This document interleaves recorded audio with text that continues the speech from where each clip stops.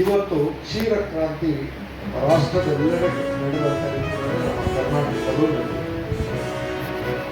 ಕ್ಷೀರ ಕ್ರಾಂತಿಯ ಜೊತೆನಲ್ಲಿ ಬದುಕನ್ನು ರೂಪಿಸಿಕೊಳ್ತಕ್ಕಂತಹ ಜವಾಬ್ದಾರಿನಲ್ಲಿ ಹಿಂದೆ ಪುರುಷ ಪ್ರಧಾನ ಸಮಾಜದಲ್ಲಿ ಪುರುಷರ ದುಡಿಮೆ ಮೇಲೆ ಮನೆ ಅವಲಂಬಿತಾಗಿದ್ದನ್ನ ಬದಲಾಯಿಸಿದಂತ ಮಾತೆಯರು ಇವತ್ತು ಹಸಿರು ಕ್ರಾಂತಿಗಿಂತ ಕ್ಷೀರ ಕ್ರಾಂತಿಯಲ್ಲಿ ನಿಮ್ಮ ಪಾತ್ರವನ್ನ ಹಿರಿಮೆಯನ್ನ ಹೆಚ್ಚಿಸಿಕೊಂಡು ಮನೆಯನ್ನ ರಕ್ಷಣೆ ಮಾಡೋದಲ್ಲದೆ ರಾಷ್ಟ್ರದ ಆರ್ಥಿಕ ಸ್ಥಿತಿಗತಿಯನ್ನ ಉನ್ನತ ಮಟ್ಟಕ್ಕೆ ತೆಗೆದುಕೊಂಡೋದಂತ ನನ್ನ ತಾಯಂದಿರಿಗೆ ಮೊದಲು ನಾನು ಅಭಿನಂದನೆಗಳನ್ನ ಹೇಳಲಿಕ್ಕೆ ಬಯಸ್ತೇನೆ. ವಿಶೇಷವಾಗಿ ಈ ವಿಚಾರಕ್ಕೆ ರಾಷ್ಟ್ರಾದ್ಯಂತ ಯಾವುದಾದ್ರೂ ಒಂದು ರಾಜ್ಯದ ಮುಖ್ಯಮಂತ್ರಿ ಪೂರ್ವಕವಾಗಿ ಸ್ಪಂದಿಸಿ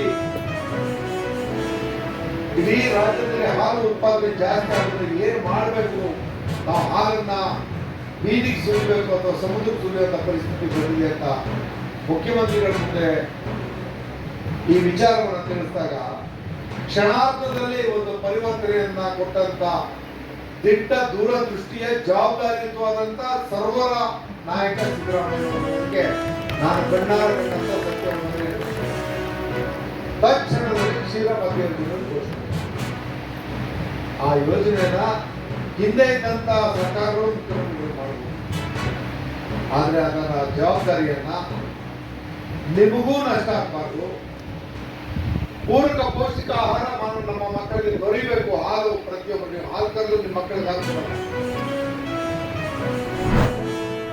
ನಮ್ಮ ಕರ್ನಾಟಕ ಸರ್ಕಾರದ ಉಸ್ತುವಾರಿಯನ್ನು ಹೊತ್ತಿರುವಂಥ ಸುರ್ಜೇವಾಲಾರವರು ಮಾನ್ಯ ಗೌರವಾನ್ವಿತ ರಾಷ್ಟ್ರದ ಪ್ರಧಾನಮಂತ್ರಿಗಳಾದಂಥ ಮೋದಿಜಿಯವರನ್ನ ಹಾಗೂ ನಮ್ಮ ನಾಯಕರಾದಂಥ ಕುಮಾರಣ್ಣವ್ರನ್ನ ಕುರಿತು ಟೀಕೆ ಮಾಡಿದ್ದಾರೆ. ಅವರ ಟೀಕೆ ಅವೈಜ್ಞಾನಿಕ, ಅಪ್ರಸ್ತುತ ಮತ್ತು ನಿರಾಧಾರವಾದ ಟೀಕೆಯಾಗಿದೆ. ಅವರ ಟೀಕೆಯನ್ನು ನಮ್ಮ ಪಕ್ಷವು ಹಾಗೂ ನಾನು JDS ಪಕ್ಷದ ಶಾಸಕನಾಗಿ ಉಗ್ರವಾಗಿ ಖಂಡಿಸ್ತೀನಿ. ಅವರ ಟೀಕೆ ಮಾಡೋ ರೀತಿ ನೋಡಿದ್ರೆ ಅವರು ಭೌತಿಕವಾಗಿ ತನ್ನ ದಿವಾಳಿತನಕ್ಕೆ ಸಾಕ್ಷಿಯಾಗಿದೆ ಅನ್ನೋ ಮಾತನ್ನು ಈ ಸಂದರ್ಭದಲ್ಲಿ ಹೇಳಲಿಕ್ಕೆ ಬಯಸ್ತೀವಿ. ಅವರ ಮೊದಲ ಟೀಕೆ ಅಂತಂದರೆ 1960 ವರ್ಷದಲ್ಲಿ HMT ಕಾರ್ಖಾನೆಗೆ ಭೂಮಿ ನೀಡಲಾಗಿತ್ತು. ಹಲವು ವರ್ಷಗಳಿಂದ HMT ಕೈಗಾರಿಕೆ ಸ್ಥಗಿತಗೊಂಡಿದ್ದು, ಈ ಕೈಗಾರಿಕೆಯನ್ನು ಬೆಂಗಳೂರಿನ ಜನಗಳ ಒಂದು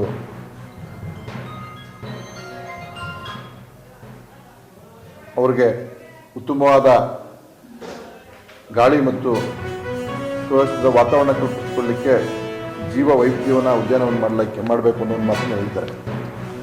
ಮಾನ್ಯ ಸುರ್ಜೇವಾಲಾರನ್ನ ನಾನು ಒಬ್ಬ ಶಾಸಕನಾಗಿ, JDS ಪಕ್ಷದ ಶಾಸಕನಾಗಿ ಕೇಳಬಯಸೋದೇನೆಂದರೆ,